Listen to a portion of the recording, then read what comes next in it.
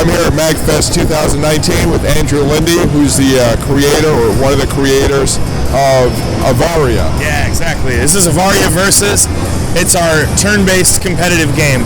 So it's kind of like old school Final Fantasy, but it's PvP. So 1 versus 1 competitive. So what's the inspiration for the game? Where did the idea come from? We grew up playing Final Fantasy, our whole lives, and we always wondered, why can't I take my party and battle against my friend's party? And so we waited our whole lives for somebody to make the game, and nobody made it, so we decided to make it. Yeah. So, all right, yeah, so I was going to ask about the inspiration for the different characters. You have, like, robots, you have, like, old school, like, D&D kind of... mages. Yeah. And different races and classes, whatever, so... So, essentially... I really personally love fantasy sci-fi worlds, so that's kind of the world that we wanted to play in, the space that we wanted to play in, and actually spent about a year before we even started programming the game, just developing the characters and the lore and the story and the world. And so there's a ton of lore behind our game, even though it's just a PvP game, but we're also making a story game, and so that's where people are going to be able to discover a lot more about the characters and why there's that mix of characters like you mentioned. So how many different conventions have you shown the game at? At least 5 or 6 different conventions. Our very first con was MagFest 3 years ago. Okay. So this is the 3rd year at MagFest, and that was our very first one. But we've been at GDC, we've been at PAX East, and a few other ones. So what stage is the game? Is it complete, or where is it? We're in our final stages of closed beta. So you're able to play the game on Steam right now. You can purchase a key from us at the booth. And we just announced our Season 1 competitive schedule, which starts here with MagFest. So maybe there's a sign on the other side of the booth. You should grab a shot of it. And there's a bunch of events that we're having between now and April. Yeah, I noticed that. Yeah. So what sort of feedback when you show it to people? What sort of things you get positive feedback? Yeah. I'm sure. What sort of problems did you come across that you fixed? Since year one, we didn't have a sudden death mechanic when we first started the game. So if 2 people chose like 2 healer parties, the game would literally never end. So between now and then, we've got in my opinion, a pretty good sudden death mechanic called the Judge. We've got 16 heroes to choose from now, so you can build over 2,000 party combinations in our game. So there's a lot of deep customization, and the meta of all these heroes mixing together is really coming out, and it's really interesting to see what people build and how they play. Yeah, I didn't realize it had that mechanic, and that sounds really cool. Yeah. Pretty, and you can take your characters from other games and just kind of... Yeah, so basically what we wanted to do is, instead of making it about customizing the character, we wanted it to be about building a team comp. So, you choose 3 heroes for your 3-party team, and you're going up against another hero or another player that you have no idea what they're going to bring. Yeah. So you have to bring a balanced party that that you think can compete against whatever you're going to show up against. So so you mentioned some of what your deadlines are that you've met. Yeah. What are the next steps going forward? So we just got picked up by this global incubator, which is really great news, called Global Top Round. And so we're actually getting a little more investment money here at the end of our development cycle. So we're going to take that money, keep polishing the game, make sure it's extremely solid, and then we're going to move towards release, and then we'll go back to working on the story game. So we want to have, Avaria Versus come out, and then Avaria Ghosts of the Immortal, which is the story game, hopefully come out simultaneously or right after it. So what inspirations in like sci-fi and fantasy, like TV, movie, music, whatever, inspire you? I'm glad you mentioned all those things, because it is a mix of all those different mediums. It's as basic as my childhood liking Star Wars, all the way to as specific as some other indie games I really like Frozen Synapse or FTL. And so all these things kind of come together to make it. So it's hard to pinpoint, exactly where it comes from. But I'm sure, if you consume any other fantasy sci-fi stuff, you'll be able to pick out little pieces of, vocabulary or things from, maybe some of your favorite series as well. Yeah. So what about sort of the sound effects, music, the actual design of the game? Yeah. How did you come up with that? Was it just, hey, that looks cool, or was there something focused? Well, To answer about sound design specifically, I always wanted our UI sounds to resemble a casino. So I wanted, if the game was like playing in the background, I don't know if you can kind of hear it, it kind of sounds like slot machines and little beeps and jingles and stuff, and I just figure psychologically that kind of just gets people like, you know, into it. So like, for example, that had a very specific reference, but we have a great, awesome composer named Laserwolf is his name, so he did a great job with the soundtrack, and then our, you know, my co-game designer and audio director, Jake Wagner, also is doing a really good job of just giving everything kind of a cohesive sci-fi flavor. Okay. Yeah. So, what about the tools that you use to develop the game? What you use as far as all the components? So this is Unity 3D is what we're building it in. So that's really, we chose that so we would be able to hopefully port to consoles after we finish our Steam version. We use we have online networking, and we use a tool called GameSparks, which was acquired by Amazon maybe a year or so ago, and that handles all of our networking. And other than that, you know, we use a lot of stock stuff. You know, like we buy assets on the asset store, and we use sound libraries, and so you know you can spend a lot of money creating original assets, or in our opinion, you can take some pre-made ones, and if you use them creatively and you put them together, it looks like something new and it looks like your own work. And I'm not saying we're trying to hide the fact that we're using assets. I'm just saying some people are like, a comment we get a lot is, oh, this is Unity? And we're like, yeah, this is Unity. You know, like we have a great lead developer, Snow Hydra, who also makes the game Zarvat here. So, I mean, he's a wizard at making Unity look better than it should, maybe. But, you know, so I don't know if that answered your question, but, you know, that's some of the tools we use. It does. So, as far as, another question came to mind, and now I'm, well, let me ask, what's been the biggest obstacle as far as completing the game? I mean, just indie development, you know. We all have to have our own jobs and try to support ourselves while we're working on this, you know, whenever we can. So that's probably the hardest thing, is just balancing between staying alive and putting in the hours you need to make a good game. Yeah. And so that, you know, I always say, like, you know, we've been working on this game for 3 years. Like I said, our first con was at MagFest. If we were just working on this game, like if this was our full-time thing, I think it would be further along and maybe even would have been done a year ago, you know, but since you have to keep a normal life while you're also working on that, I think that's the biggest challenge. That was the question, actually. You reminded me, like, how big a budget, and is it more about the time you put in than a budget as far as completing? So it's both.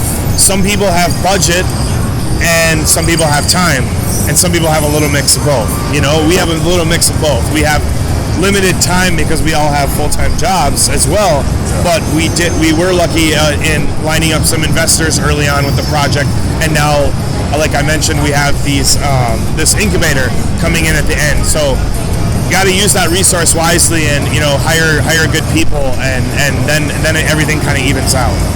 Now, did you say, I forget if you said, did you have design skills, development skills when you started, or did you learn as you went along, and how'd you do that? I learned everything as I went along. I came from the music industry, so I was, you know, a producer there, and I was running a small indie label in Brooklyn for a while, and so I know how to put teams together to get things done. That's like kind of my skill.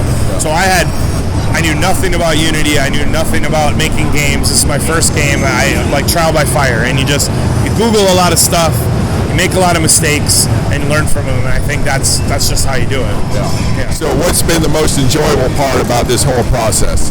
Just creating, you know, just having a creative outlet again, and being able to just like the fact that at one point this was just like an idea. And I was like, this game doesn't exist, so maybe we should make it, right? And that's where it started, and now it exists. People play it, and they understand it, and they sit down for the first time, and they get it right away. And, you know, that's really satisfying to see that, like, okay, we channeled something that people understand. We don't even have a tutorial on the trade show floor at all. And it's a complex game. There's over 200 abilities. There's 4 classes, 16 heroes, and people, even kids, like, walk up, and they just pick it up, and they get it. So that's really satisfying. Yeah, as I was playing it yesterday, I noted that, yeah, there's a lot of complexity, but just getting right in is pretty simple. Like, you can pick it up pretty quickly, and and you're doing stuff. Maybe you don't quite understand what you're doing, but you're doing stuff. And you're seeing it like, oh, I'm killing that guy. That's what I want to do, you know. So we're just trying to support the competitive circuit with it now. That's what we want to. We want people to understand that, you know, it's a competitive game and like it's fun, you know, play with people and make, you know, do gatherings and do local PvP matches, but you can also always play online with your friends. So, you know, we're just trying to harbor that competitive aspect of it. So what about online social media? What do you have to promote the game? So, you know, we have a great Discord server, so everyone should go check out the Discord server. It's really easy to get to. You just go to discord.gg/Avaria, AVARIA. And that'll bring you right to our server. We use Twitter and Instagram. So I think Twitter, Instagram, and Discord are our big ones. Okay. All right. That's all the questions. You have any last words? I want to do some gameplay footage. Oh, yeah, sure. Yeah. No, I mean, I'll just say, you know, go wishlist us on Steam. That's the biggest thing you can do to help us out right now is get those wish lists going and join our Discord. And if you're really antsy for a key, I'll find a way to get you one. All right. Cool. Thank you. Yeah. Thanks. Yeah. Thanks. Okay, we're doing some game footage of Avaria, so tell me what's going on here. So this is a local PvP match. You know, you can play our game local split screen or you can play online. So right now, these two guys just started a match, and so they're starting with their opening moves, and they're going to progress through the battle. So, as you know, since it's turn-based, it's they're choosing their different abilities, and they're going to do their attack when the attack phase starts. Exactly. So there's two phases, essentially input phase and then a result phase that we call. So players input their moves simultaneously, and then the result phase plays out. So basically every hero has a speed stat, and the speed stat determines the order in which they act in the result phase. And if there's a speed tie, whoever inputted that move faster breaks that tie. That's pretty cool. So what about, as I was playing, one thing I didn't understand was the mana, like the different mana effects and all that. So tell me about that. So there's two output stats and two, you know, receiving stats. So there's strength and mana, which are output statistics, and then there's vitality and spirit for receiving. So for example, mages use mana, whether they're using damage or healing, and that goes against the spirit stat. So if you have a higher spirit, you're gonna receive a better heal from a mage, but you're also gonna be better at defending mana damage, if that makes sense. So you know, spirit will make heals better, and it'll defend you against mana damage.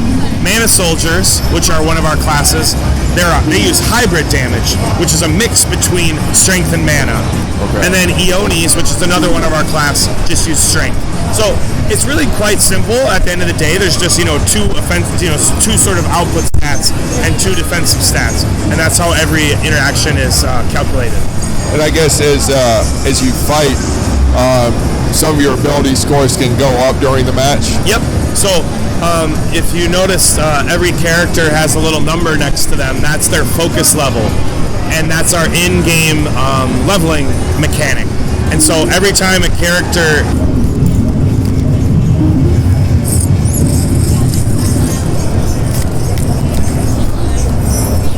a little technical glitch. Memory card went full, so starting again. We're back. So I guess we're further on in the same battle we were watching. Yeah, now we're getting pretty close to the end of the match. So once characters reach focus level 5, they unlock their focus burn, which is their ultimate ability. So you can see the player on the right has a healthy stack of buffs that was dropped by Casper's focus burn. So the player on the left is really in a tight spot, losing health, and has got to see some recovery here. They're going to, there it is. There's the first blood and a double kill. So player one is in some trouble right now. But yeah, so there's a lot of different strategies, and each match, you know, on average takes between 7 to 10 minutes, and they kind of end in this fiery blaze of focus burns and our sudden death mechanic, which is called the Judge.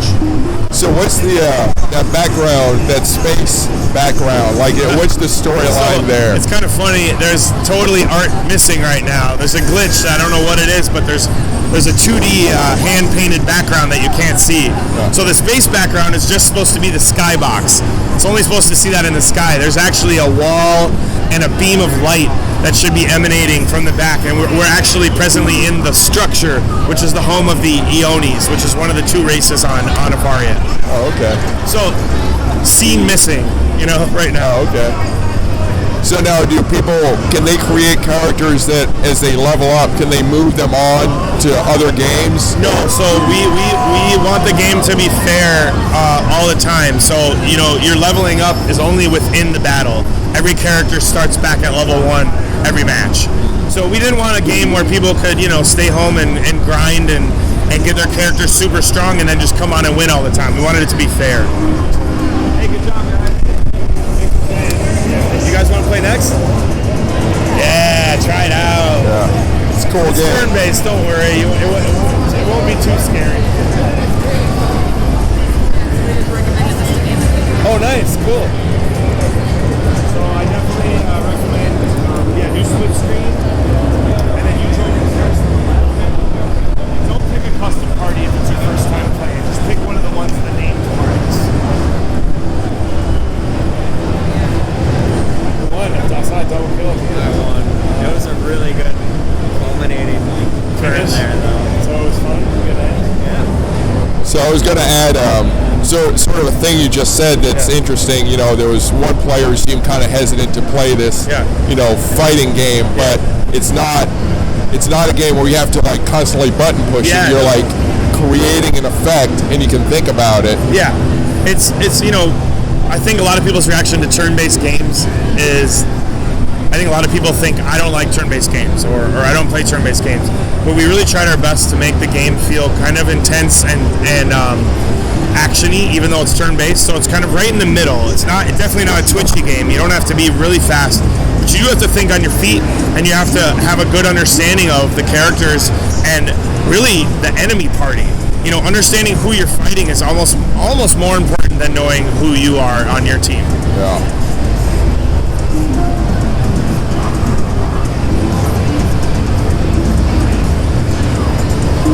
All right, cool. So despite some technical glitches, I got like 5 minutes of game footage that I can post for fans and people interested. So yeah, thanks again for taking time and explaining it. Yeah, thanks. Thank you for listening. Don't forget to visit chrisalvarez.com or theartofsciencefiction.com for more great interviews, photos, and articles.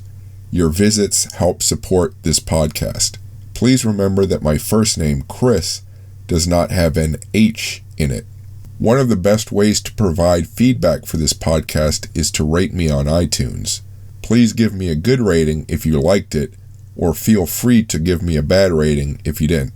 I'll use that feedback to make this a better podcast. You can also follow me on Instagram under Chris Alvarez Sci-Fi, on Facebook under Chris Alvarez WLC, on YouTube under Chris Alvarez WLC, and on Twitter under Chris Alvarez WLC.